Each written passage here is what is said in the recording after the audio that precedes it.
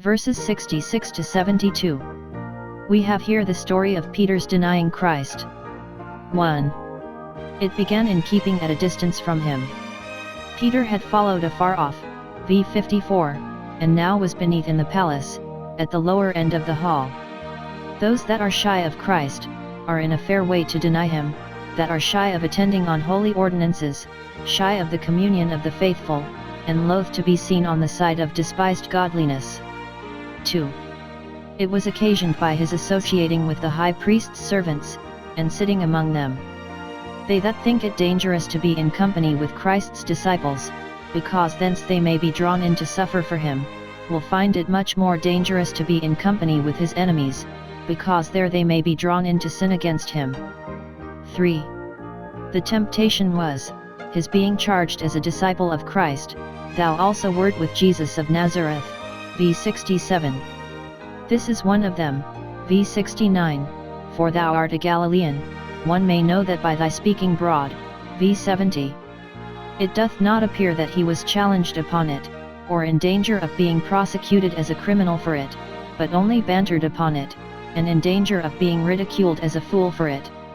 While the chief priests were abusing the master, the servants were abusing the disciples.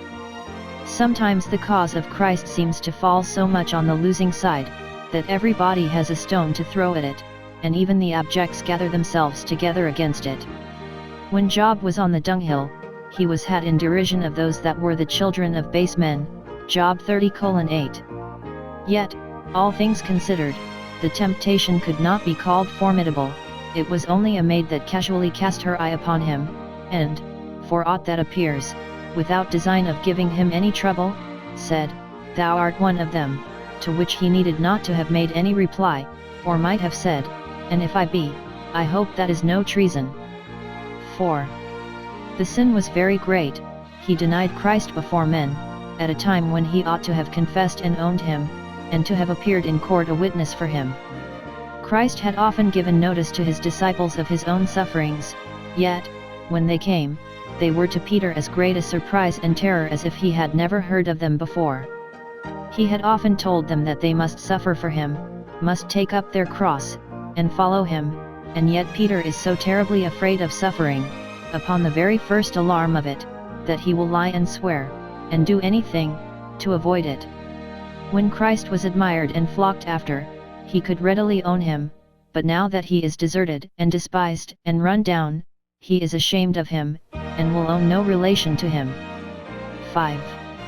His repentance was very speedy.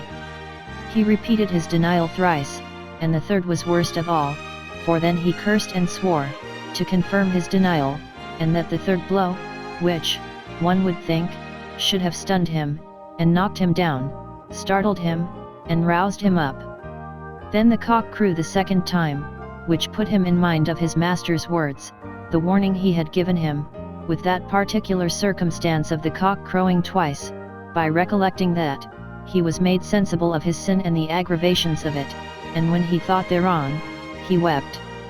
Some observe that this evangelist, who wrote, as some have thought, by St.